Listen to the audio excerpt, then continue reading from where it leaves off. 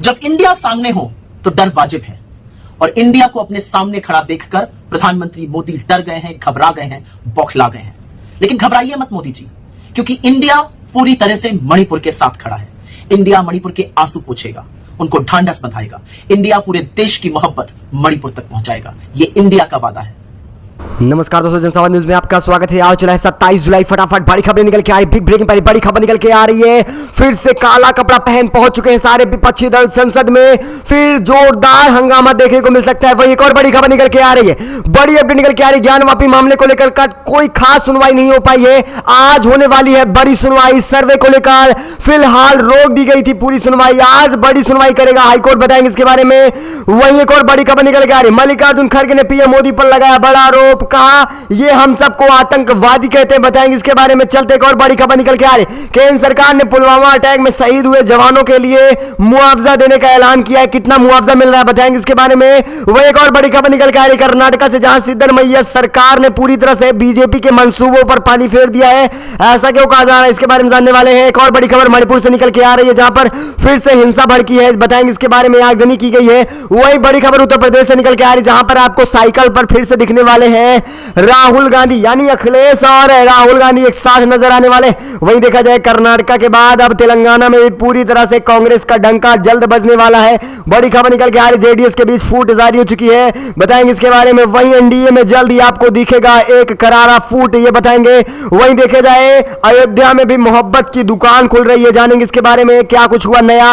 वहीं संजय ने कहा कि हमारा अपमान कर लीजिए, लेकिन देश का अपमान नहीं सहेगा भारत। देखा जाए मेघालय के मुख्यमंत्री को लेकर एक बड़ी खबर निकल के आ रही है। सारी खबरें जानने वाले हैं करके विस्तार से, लेकिन उससे पहले छोटा सा निवेदन है, अगर आप हमारे चैनल पर नए हैं तो चैनल सब्सक्राइब, बेल आइकन जरूर दबाइएगा। देश दुनिया के फटाफट बड़ी अपडेट पाने के दरअसल चलते हैं। पहली बड़ी खबर निकल के आ रही है। आपको याद होगा कि संसद का सत्र 20 जुलाई से चल रहा है, लेकिन हर दिन संसद केवल और केवल हंगामे की भेंट चढ़ रहा है। इसकी सबसे बड़ी वजह है कि इस पर केंद्र सरकार सही ढंग से बात नहीं करना चाह रही। मेन मुद्दों से वो हटाकर लोगों को बरगलाने की कोशिश की जा रही है। वहीं देखा जाए जिस तरह से इस मुद्दे पर आम आदमी पार्टी सांसद संजय सिंह ने सवाल किया सरकार से, तो उनको निलंबित कर दिया गया। और वैसे देखा जाए ये पहली बार नहीं है, ऐसा हर बार सरकार करती आ रही है। और देखा जाए जिस तरह से कहा गया है कि 13 अगस्त तक संसद चलेगा, संसद की कार्रवाई को देखकर ऐसा लग रहा है कि एक भी दिन संसद सही ढंग से नहीं चलने वाला है। खास तौर पर यह बड़ी खबर है, इसमें आप जान लीजिए कि राज्यसभा में सारे सांसदों ने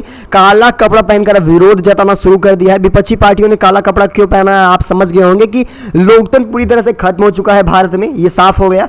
क्योंकि आपने कल देखा मल्लिकार्जुन खड़गे की माइक बंद कर दी गई और फिर उसके बाद संजय सिंह को निलंबित कर दिया गया। ये प्रक्रिया चलती रहेगी। अगर आप लोग ऐसे रहेंगे, अगर सही नेता को नहीं चुना जा रहा है, तो लोकतंत्र भी जल्दी पूरे भारत में खत्म हो जाएगा। एक तरफ जहां मणिपुर चल रहा है, दूसरी तरफ प्रधानमंत्री उद्घाटन कर रहे हैं, ड्रोन उड़ाना सीख रहे हैं। साफ वीडियो में देख सकते हैं किस तरह से प्रधानमंत्री ड्रोन उड़ाना सीख रहे हैं। लेकिन एक तरफ मणिपुर चल रहा है, इसको लेकर उनका कोई खास कार्रवाई करने की रणनीति नहीं है। इन सबको लेकर आपकी क्या राय, अपनी राय कमेंट के माध्यम से देना ना भूलिएगा। चलते एक और बड़ी अपडेट निकल के आ रही है, बड़ी खबर निकल के आ रही है। ज्ञानवापी मामले को लेकर आज फिर से होने वाली है बड़ी सुनवाई। कल पूरी सुनवाई नहीं हो पाई थी, इलाहाबाद हाईकोर्ट कर रहा है इसको लेकर सुनवाई। आईएसआई सर्वेक्षण पर फिलहाल रोक लगा दी गई है, क्योंकि कहा गया है किसी भी तरह से जो भी ऐतिहासिक चीज है उसमें किसी भी तरह से कोई भी छेड़छाड़ नहीं की जाएगी। ज्ञानवापी मस्जिद के भारतीय पुरातत्व सर्वेक्षण यानी ASI सर्वेक्षण फिलहाल रोका गया है। और देखा जाए कोर्ट अब इसमें सुनवाई कर रहा है। आज फिर से इस पर बड़ी सुनवाई होने वाली है। इस बीच हिंदू पक्ष के प्रतिनिधि वकील विष्णु शंकर जैन ने अपना मामला सामने रखा है। और देखा जाए कल मामला लगभग 5 बजे तक चला, लेकिन कोई निर्णायक कार्रवाई नहीं हो पाई है। और इसी के बाद अब आज भी सुनवाई होने जा रही है। इन सब मुद्दों पर दलीलें दोनों पक्षों ने रखी थी, जिस तरह से अभी सुनवाई नहीं आ पाई है। इसको लेकर आपकी क्या राय है, अपनी राय कमेंट के माध्यम से दीजिएगा। वहीं एक बड़ी खबर निकल के आ रही है, पुलवामा अटैक में शहीद हुए जवानों के लिए अब केंद्र सरकार ने मुआवजा देने को तैयार हो गए हैं। 40 सीआरपीएफ जवान थे जिन्हें मुआवजा दिया जाएगा। सन 2019 में पुलवामा हमले में 40 सीआरपीएफ के जवान शहीद हो गए थे, जिन्हें अब पूरी तरह से मुआवजा देने को तैयार हो गए हैं केंद्र सरकार। और खासतौर पर देखा जाए सीआरपीएफ के जवान थे और इन्हें 1.56 करोड़ से लेकर 2.94 करोड़ रुपए का मुआवजा दिया जाएगा। गृह मंत्रालय की ओर से बुधवार को संसद में यह जानकारी दी गई और पार्लियामेंट में भी सवाल जवाब किया गया था कि अब तक क्यों मुआवजा नहीं दिया जा रहा। तो उसके बाद केंद्र सरकार तैयार हो गई है और इन सबको मुआवजा देने के लिए। वैसे आपकी क्या राय, इसको लेकर अपनी राय कमेंट के माध्यम से देना ना भूलिएगा। चलते एक और बड़ी खबर निकल के आ रही कर्नाटक से, जहां पर सिद्धरमैया सरकार ने बीजेपी के सारे मंसूबों पर पानी फेर दिया है। देखा जाए डीके शिवकुमार और सिद्धरमैया ने कहा ऑल इज सब वेल, ऑल इज वेल है। है। यानी आपको याद होगा कि कर्नाटका में पार्टी को गिराने के लिए जद्दोजहद बीजेपी कोशिश कर रही थी और देखा जाए संसद वहाँ राज्यसभा में भी इस मुद्दे को उठाया गया था। और ये एक बड़ी बात यह है कि कलह मचाने के लिए बीजेपी ने बहुत सारी रणनीतियां बनाई, लेकिन सारी रणनीतियां बीजेपी की फेल हो चुकी हैं। और अब ये बात निकल के आ रही है कि सब कुछ ठीक है, कोई भी कलह नहीं मच रही है, अब सही ढंग से कांग्रेस सरकार चलने वाली है। और क्या वजह रही है ये समझिए, बीजेपी क्यों सरकार को गिराना चाह रही थी कर्नाटका में। इसकी सबसे बड़ी वजह है कि बीजेपी की जो भी घोटाले की रणनीतियां रही थी कर्नाटका में, खास तौर पर इन्होंने सरकार किया और इन्होंने जमकर घोटालेबाजी की है। अब इनकी सारी पोल खुलने वाली है। जिस तरह से 40% चोर वाली सरकार थी कर्नाटका में, अब इनकी पोल खुलने वाली है, तो इसलिए सरकार को गिराने की कोशिश कर रहे थे। लेकिन इन सब मंसूबों पर पानी फिर चुका है।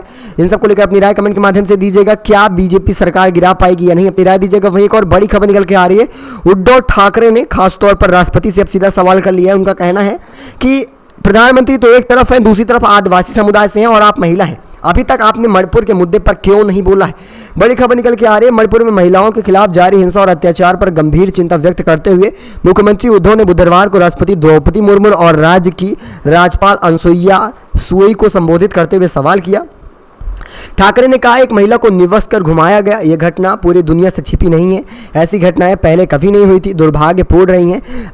अभी इस मामले में किसी भी तरह से न तो राष्ट्रपति का मुंह खुला है और न ही राज्यपाल अनुसुईया का खुला है। वीडियो सामने आने के बाद भी कोई संज्ञान खास तौर पर नहीं लिया जा रहा है। ऐसे कई उदाहरण हैं जहां पर आश्चर्यजनक बातें हो रही हैं, लेकिन देश की महिला राष्ट्रपति और वो भी आदिवासी समुदाय से आ रही हैं और इनको ये सब नहीं दिखाई दे रहा है। यानी कि आपको याद होगा कौन क्या कहते हैं, सतपाल ने बयान दिया था। सतपाल का कहना था कि इस समय जो भी हो रहा है देश में वो प्रधानमंत्री करा रहे हैं, यानी राष्ट्रपति तौर पर ये आपको दिख सकती हैं भारत की प्रथम नागरिक, लेकिन खास तौर पर जितना प्रधानमंत्री कहेंगे राष्ट्रपति जी उतना करने वाली हैं। ये बात इन सबसे साफ हो रही है। वैसे इसको लेकर आपकी क्या राय, अपनी राय कमेंट के माध्यम से दीजिएगा। उद्धव ठाकरे ने जो कहा, क्या राष्ट्रपति को इस मुद्दे पर बोलना था या नहीं, या जो सतपाल मलिक ने पहले बयान दिया था कि राष्ट्रपति बिना प्रधानमंत्री से पूछे काम नहीं करती हैं, वो बातें सही हैं। अपनी राय कमेंट के माध्यम से देना ना भूलिएगा। चलते हैं अगली एक और बड़ी खबर निकल के आ रही है। जी हां, एनडीए में जल्द ही आपको करारी फूट देखने को मिल सकती है। संजय निषाद ने कल बड़ा दावा कर दिया था, आपको बताया गया होगा आगामी लोकसभा चुनाव में बीजेपी की नैया नहीं पार होने वाली है। ये बड़ा खुलासा निकल के आ रहा है। इसके पीछे बीजेपी की रणनीतियां जो है वो फेल होती नजर आ रही है, क्योंकि इनकी कूटनीतिक और जनता को लड़ाने मारने काटने वाली राजनीति रही थी और ये पूरी तरह से फेल हो चुकी है। वैसे इन सबको लेकर आपकी क्या राय है, क्या आने वाले 24 के चुनाव में बीजेपी फिर से सरकार बना पाएगी या नहीं, अपनी राय कमेंट के माध्यम से जरूर दीजिएगा।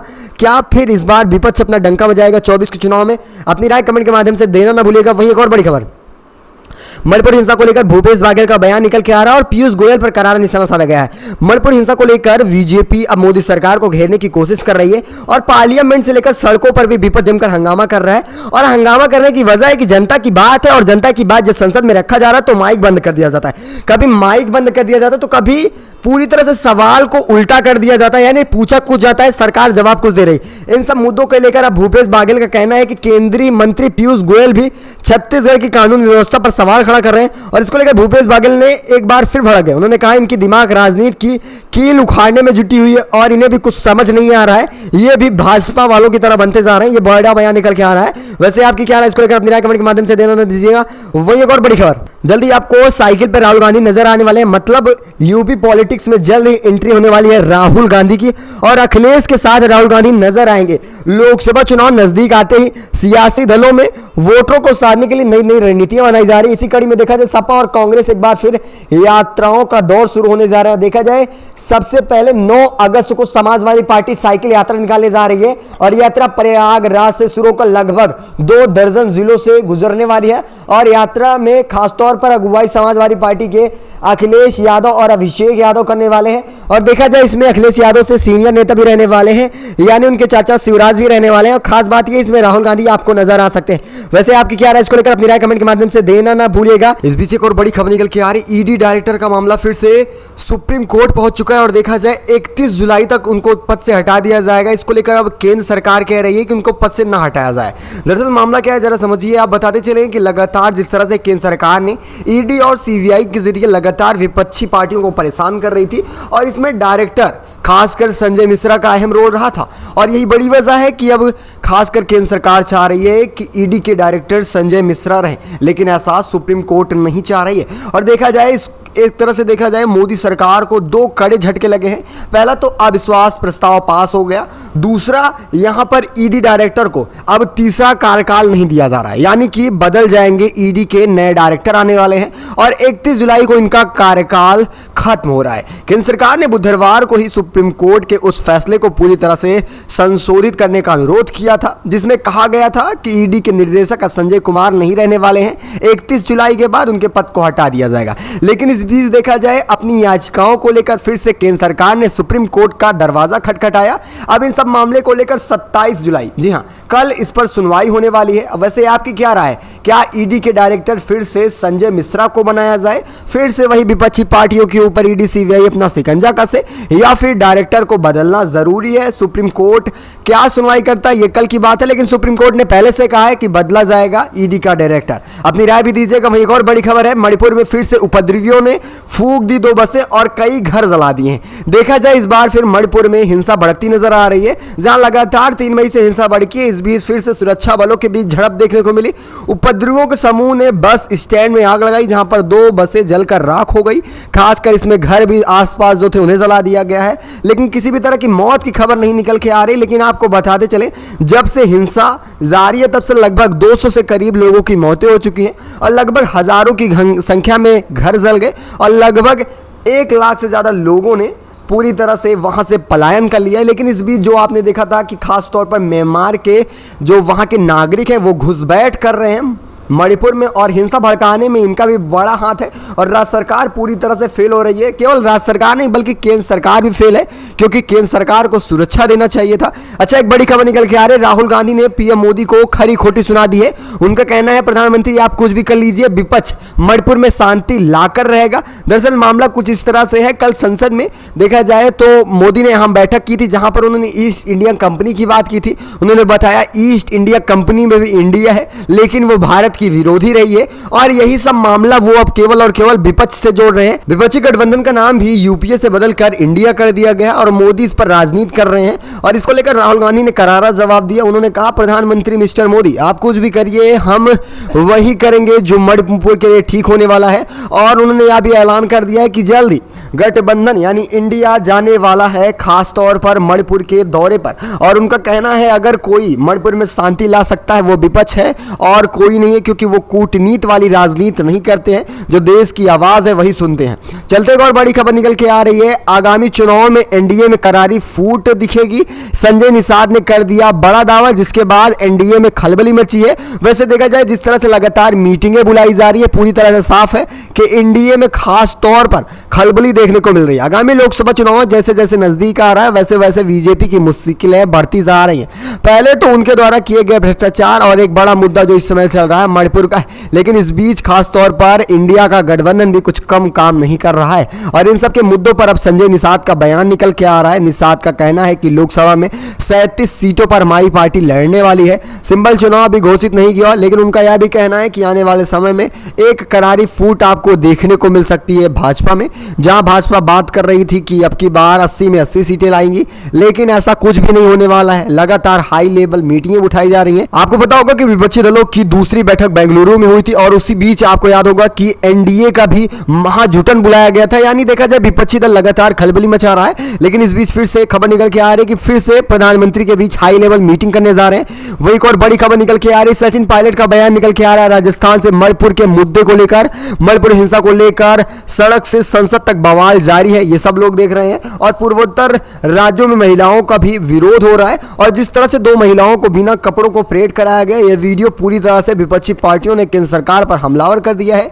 अब यह भी बात निकल के आ रही कि खासतौर पर संजय पायलट का बयान निकल के आ रहा है। उनका कहना है कि इसमें जितनी गलती राज्य सरकार की है, उससे कहीं ज्यादा गलती केंद्र सरकार की है, क्योंकि केंद्र सरकार इसकी जिम्मेदारी नहीं ली। उनका कहना है, जब सीएम से यह मामला सुलझ नहीं रहा था तो केंद्र को अपने हाथों में मामले को ले लेना था। यह मुख्य दर्शक बनकर क्यों देख रहे हैं? लगभग 85 दिन हो गया है, लेकिन अभी भी तैयार नहीं है ना तो वहां के सीएम और ना ही केंद्र सरकार इस मुद्दे को अपने हाथ में लेने को। आपकी क्या राय है जो सचिन पायलट का कहना है, क्या केंद्र सरकार को पूरा कार्यभार देखना चाहिए मणिपुर का?